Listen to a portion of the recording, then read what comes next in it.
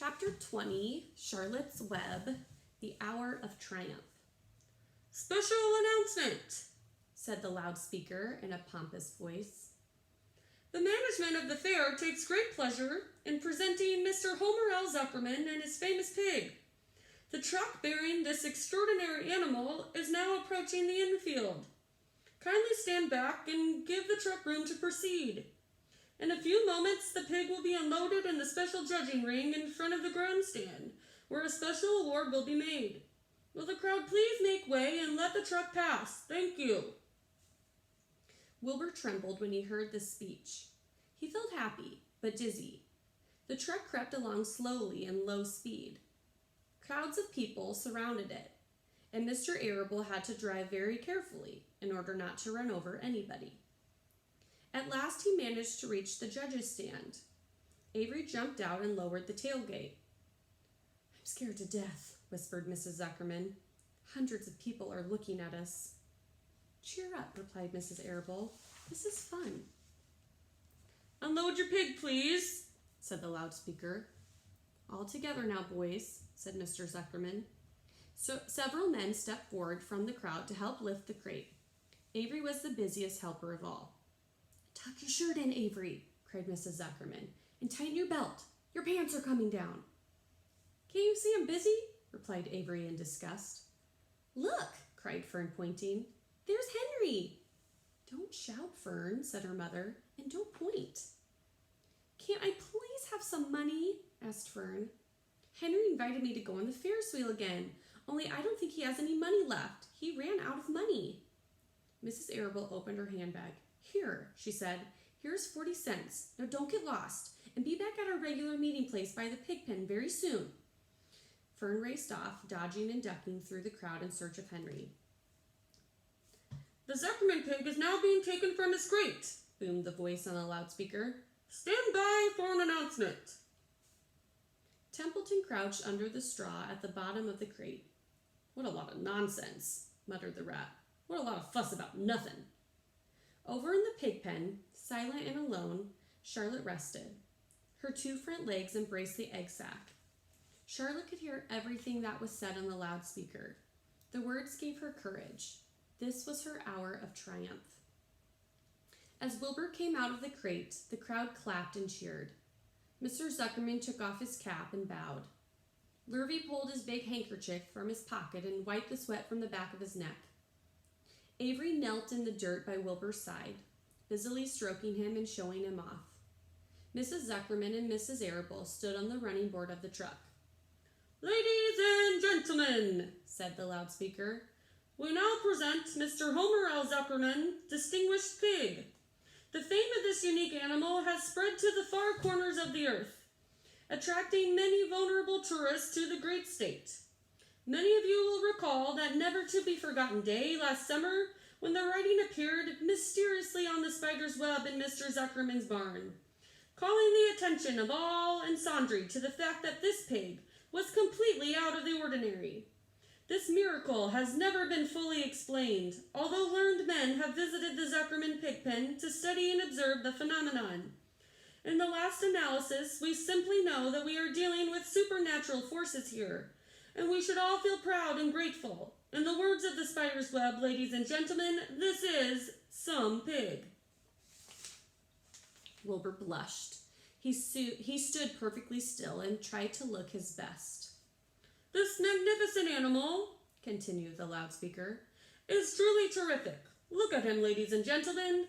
Note the smoothness and whiteness of the coat. Observe the spotless skin and the healthy pink glow of ears and snout." "It's the buttermilk," whispered Mrs. Arable to Mrs. Zuckerman. "Note the general radiance of this animal. Then remember the day when the word radiant appeared clearly on the web. Whence came this mysterious writing? Not from the spider, we can be rest assured of that.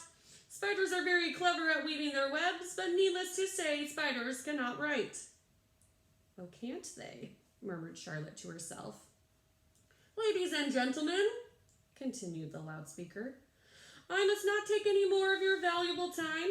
On behalf of the governors of the fair, I have the honor of awarding a special prize of $25 to Mr. Zuckerman. together with a handsome bronze medal suitably engraved in token of our appreciation on the part played by this pig. This radiant, this terrific, this humble pig, in attracting so many visitors to our great county fair. Wilbur had been feeling dizzier and dizzier through this long complimentary speech. When he heard the crowd begin to cheer and clap again, he suddenly fainted away.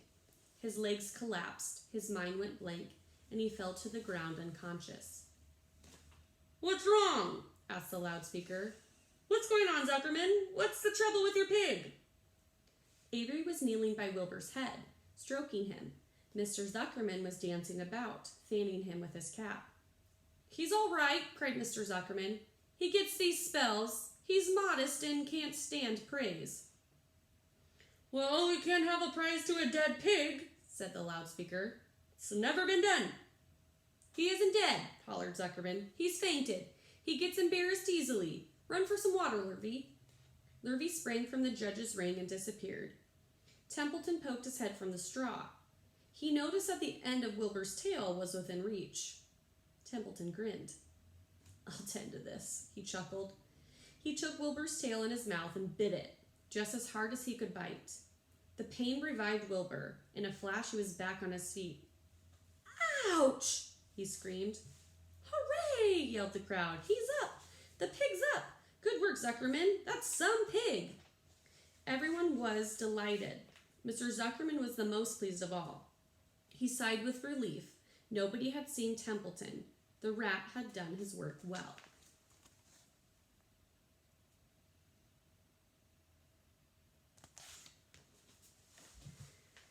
And now one of the judges climbed into the ring with the prizes. He handed Mr. Zuckerman 2 $10 bills and a $5 bill. Then he tied the medal around Wilbur's neck. Then he shook hands with Mr. Zuckerman while Wilbur blushed. Avery put out his hand and the judges shook hands with him too. The crowd cheered. A photographer took Wilbur's picture. A great feeling of happiness swept over the Zuckermans and the Arables.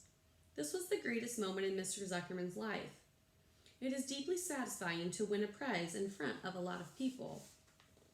As Wilbur was being shoved back into the crate, Lurvy came charging through the crowd, carrying a pail of water. His eyes had a wild look. Without hesitating a second, he dashed the water at Wilbur. In his excitement, he missed his aim, and the water splashed all over Mr. Zuckerman and Avery, and they got soaking wet. "For goodness sake," bellowed Mr. Zuckerman, who was really drenched. "What ails you, Lurvy? Can't you see the pig is all right?" "You asked for water," said Lurvy meekly. "I didn't ask for a shower bath," said Mr. Zuckerman. The crowd roared with laughter. Finally, Mr. Zuckerman had to laugh too. And of course, Avery was tickled to find himself so wet, and he immediately started to act like a clown. He pretended he was taking a shower bath. He made faces and danced around the rubbed imaginary soap under his armpits. Then he dried himself with an imaginary towel.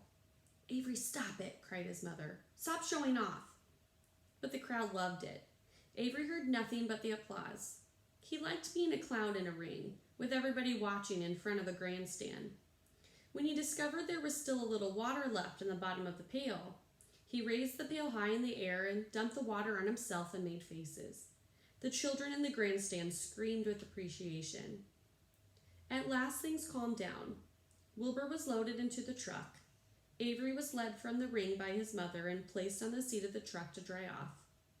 The truck, driven by Mr. Arable, crawled slowly back to the pig pen. Avery's wet trousers made a big wet spot on the seat.